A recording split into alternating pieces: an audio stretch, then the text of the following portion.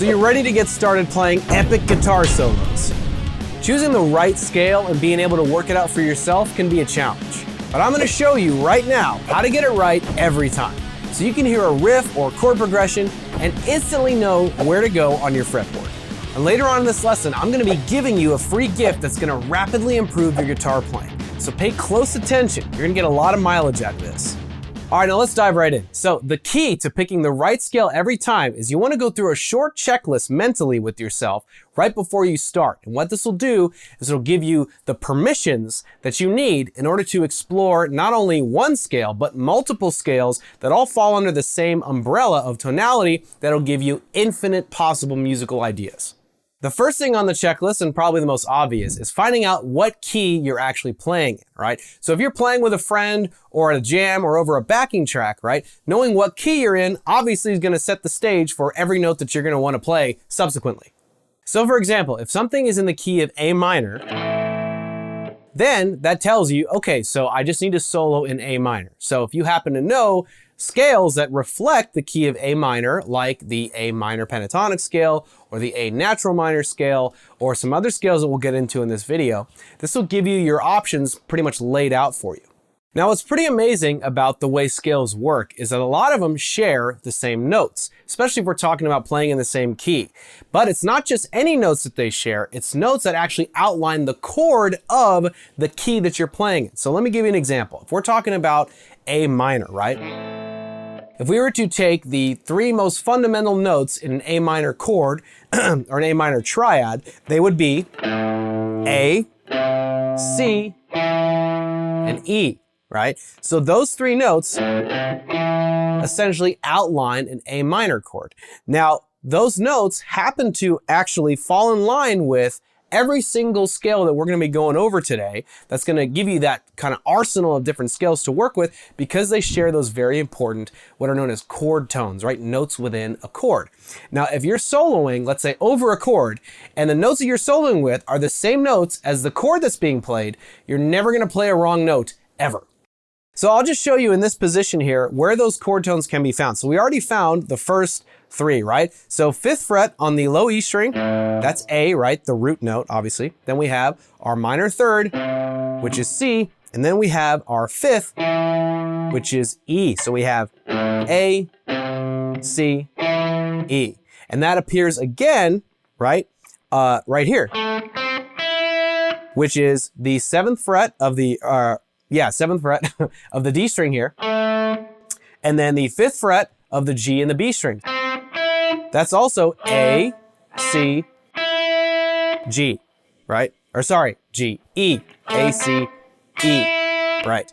And then of course, once we reach the 5th fret on the high E string, that being our root note again, right? So if we were to play through these, and like these triads like this, we're essentially outlining an arpeggio. You might start to hear it's an arpeggio going on, right? Which is literally a broken up chord. And those notes that are, all essentially, it's all broken up into its chord tones. So those are the most important notes you want to focus on if we're talking about the key of A minor. And we're going to be playing over an A minor backing track to really exemplify this, right? But now that we have these chord tones in mind, let's take a look at some scales that we can use in the key of A minor. So as we know, there's the A minor pentatonic scale, right? Right? And this particular scale happens to, we're covering 2 octaves here, right? Over all 6 strings. We're covering those notes. In fact, we're hitting all of those notes in that A minor chord, right? The first 2 notes of the A minor pentatonic scale are the root, the minor 3rd, right? And then we got 5th fret of the A string, and then boom, we just hit E there, right? A, C, E, right? Then moving on, we have G there on the D string, and then A. So we've reached another root note, and then we have 5th fret on the G string, which is a C note. There's our C. Then we have 7th fret on the G string, which is a D note. Then we have E right there. So we've just crossed over that triad, right? But with a couple of added notes in there for the as far as the whole pentatonic scale is concerned. Right, and then we have this additional note here, right, which is 8th fret of the B string, and then we're going back to that root note, 5th fret of the high E string, and then of course 8th fret, which is actually a C, right? So we're kind of hitting, we haven't hit E yet, right? Because we'd have to go further up, but we're continuing on that pattern of the chord tone. So what I'm trying to tell you here is that the A minor pentatonic scale perfectly overlaps, just in its very nature, right, those A minor chord tones. And that explains why, that if you were to play an A minor pentatonic scale, for example, over an A minor backing track, then you would play the right notes every single time. Let me show you.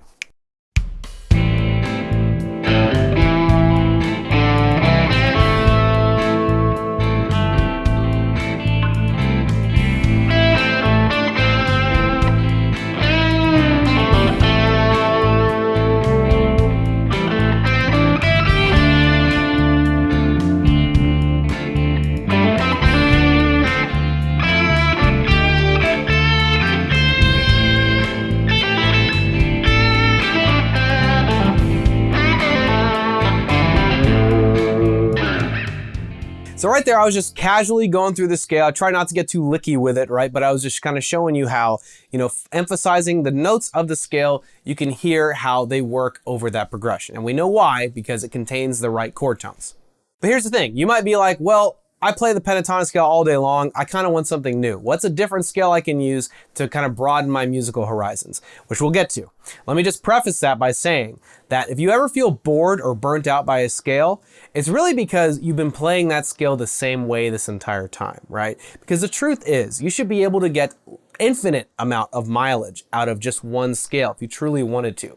What it would take is just changing up the way that you actually play the scale, right? Because every professional player I know personally, never tells me they're burnt out on a scale. They just say, I need to come up with new ways to navigate that scale because that's going to, make it fresh for me again. It's not the scale that's the problem. It's the fact that I'm only playing the scale one way or just a handful of ways when there's an infinite amount of ways that I can play it. So that's why in the example before, I was trying to not just play the scale up and down, but actually navigate through the notes in a semi-musical kind of way, right? So that you can actually hear the tonality that's happening. By the way, if you're enjoying this lesson, please let me know by hitting that like button and subscribing below. I've got a whole bunch of fantastic lessons on the way that I'd love to share with you. Okay, back to business. But all right, let's go over some more scales that'll give you even more harmonic ideas to mess with in the key of A minor. So, since we're in the key of A minor, we've covered the A minor pentatonic scale. Penta meaning 5, which means it's a 5-note scale in its essence, right? Let's go over some diatonic scales, which means we're dealing with 7 notes. So the first one we want to start with, and the most obvious diatonic scale, would be the natural minor scale, also known as the Aeolian mode, for you mode nerds out there, right?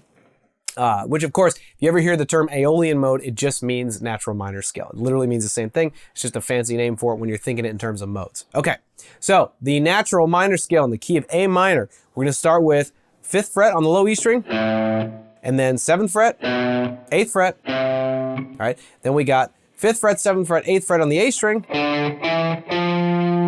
right? Then we have 5th fret, 7th fret on the D string. Then we're gonna have 4th fret, 5th fret, 7th fret on the G string. And then 5th fret, 6th fret, 8th fret on the B string. And then 5th fret, 7th fret, 8th fret on the high E string. So the 7 scales that make up the natural minor scale are these. Those right there, 1, 2, 3, 4, 5, 6, 7. All right, and as we continue, 1, 2, 3, 4, 5, 6, 7, we're spanning across multiple octaves here. And then of course we have 3 additional notes because we're including the high E string here, 1, 2, 3, which of course can keep going, right? If we were to keep going up the neck, but we're confining ourselves to this region of the fretboard here, the middle part, right? So that already gives us more to work with than just, right? The additional notes we have are this one, all right, this one, right? So, I mean, of course, it's really just 2 notes we're getting, right, as a difference, because the pentatonic scale, right, 5 notes, the diatonic scale, 7 notes, so it's 2 additional notes we have to work with. But in the context, it gives it a very moody, sad, minor-y kind of sound. So let's hear how this sounds over the backing track.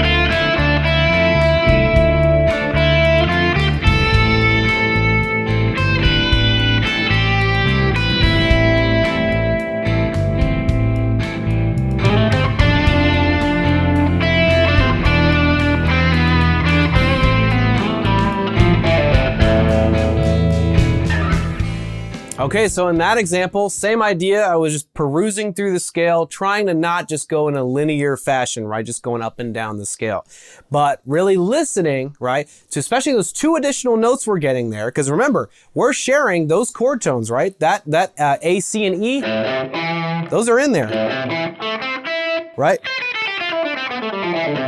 And that entire scale is, those chord notes are contained. So we essentially have those chord tones which we can work with, but we also have these additional notes that we can add for further coloration and melodic ideas and context, right? So in that sense, when I played that minor scale, it sounded pretty good over the track, right? And it sounded different than just minor pentatonic scale. All we did, right, the difference between those two scales, you just take away two of those notes to make it pentatonic, and then you have a different sort of vibe with it, right? So with just those two scales, we're able to create a whole bunch of different ideas. But let's keep going with this, right? What do you say we do a different scale? How about we do, the Dorian mode. The Dorian mode is great for a minor key. So I'm gonna teach you right now the A Dorian mode or Dorian scale, right? And show you that all we really do in order to achieve that scale is just change one note in the minor scale. Okay, so we're gonna proceed as normal at first with the Dorian scale, right? It's gonna be similar to the natural minor scale where we play 5, 7, 8 on the low E string. And then we're gonna play 5, 7 on the A string. And then here's where it changes, where instead of playing the 8th fret of the A string, we're actually going to raise that note being the 6th note of the scale. 1, 2, 3, 4, 5, and then in the natural minor, this would be the 6th note, right? We're gonna raise it, we're gonna sharpen it. So this is a sharp 6 or a raised 6th scale degree, right? This is all we're gonna change in the minor scale, and it's gonna give us a completely different sound. But instead of playing it all the way out here, just so you don't have to stretch too much, we can actually move it here to the 4th fret of the D string, and it makes a more ergonomic scale pattern to play through. Sounding interesting, right? Kind of an intriguing note, right, in the context of this. All right, then we're gonna proceed with 5th fret and 7th fret on the D string. And then we're gonna do 4, 5, 7 on the G string, just like the minor scale. Then we're going to have to find that 6th scale degree again and raise it again, right? So instead of going 5, 6, 8, we're gonna go 5, 7, 8 on the B string. And then 5, 7, 8 on the high E string. So there's a lot of similarity here, right? We essentially are playing the natural minor scale. We're just raising that 6th note. Oh, I'm sorry. Right, so the Dorian scale, remember, diatonic scales are 7 notes. 1, 2, 3, 4, 5, 6, 7. Right, 1, 2, 3, 4, 5, 6, 7. And continuing on, right? So that additional note has a different sound. So let's hear how that sounds over the backing track.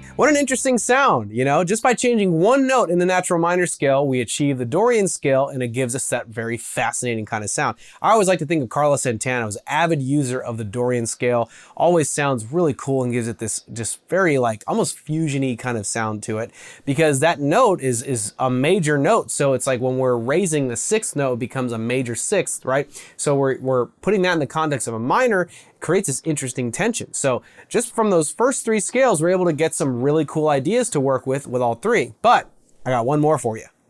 And our final scale is going to be the harmonic minor scale, which just like the natural minor scale, only changes one note to achieve it. So we're gonna play the natural minor scale as normal, right? Starting with 5th fret, right? 7th fret, 8th fret on the low E string. And we're gonna do 5th fret, 7th fret, 8th fret on the A string.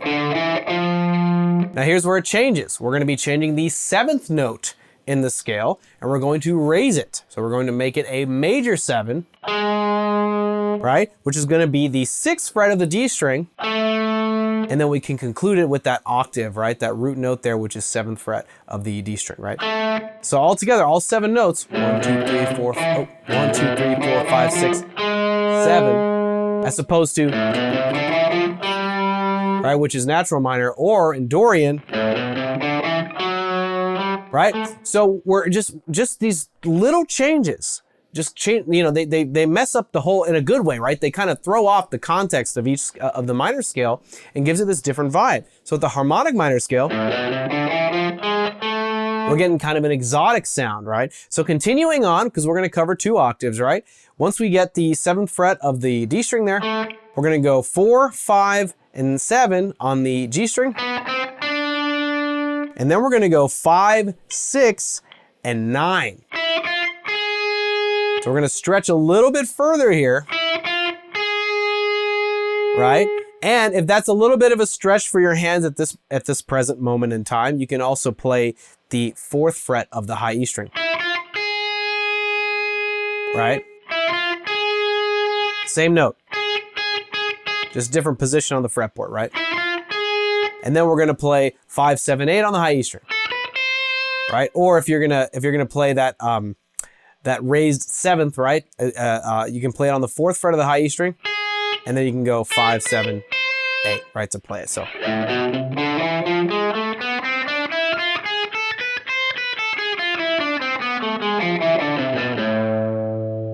Very exotic sound. So let's hear how that sounds over the backing track.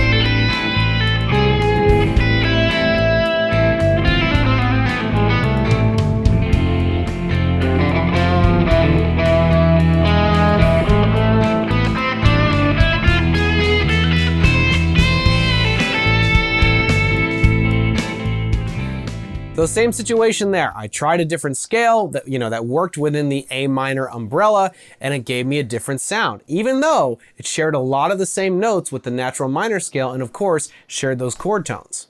And so at this point, and you could say this is like a bonus thing you can add to that checklist, right? Is associating a scale with a certain sound.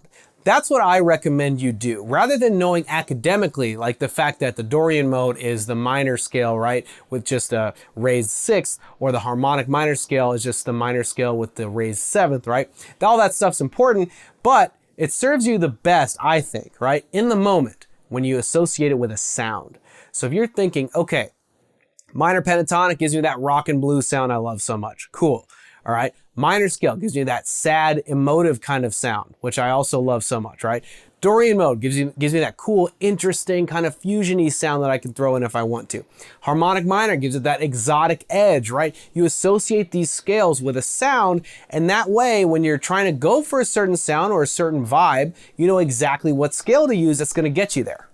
So as a final example, I'm actually going to combine all 4 scales in one run through of the backing track and just show you how you don't have to just go in and out of a certain scale. In a way, you can combine them all together and like a whole bunch of different ingredients to create one delicious dish that is your improvising. So let's see what it sounds like.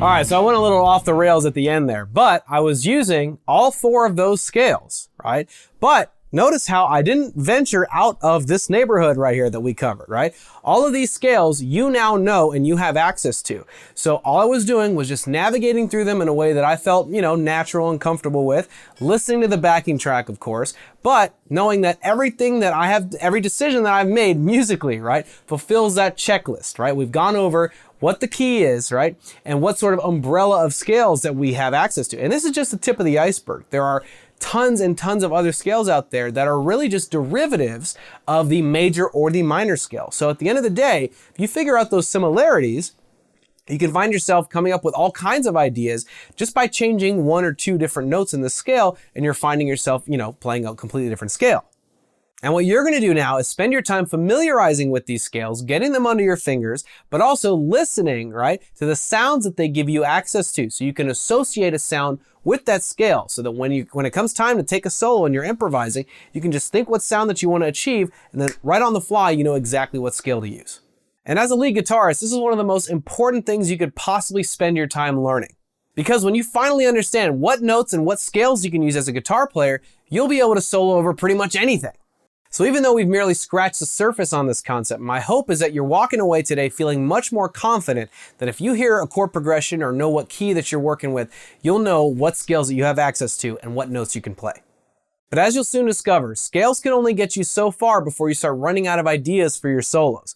Remember how I talked about how we tend to play scales one way, right, before we get burnt out on it? Happens to all of us. But this right here is going to do all the creative thinking for you. It's a free cheat sheet called the Fretboard Conveyor Belt. And after seeing firsthand how this has helped those thousands of guitar players, there's no way I was going to let you miss out on getting it too. And that's why it's yours today, 100% free. So be sure to click here to claim your copy or check the link in the description box. I want to thank you for hanging out with me today. I hope you've enjoyed this lesson as much as I've enjoyed bringing it to you. I'm Eddie with Guitar Mastery Method, and I look forward to seeing you in the next lesson.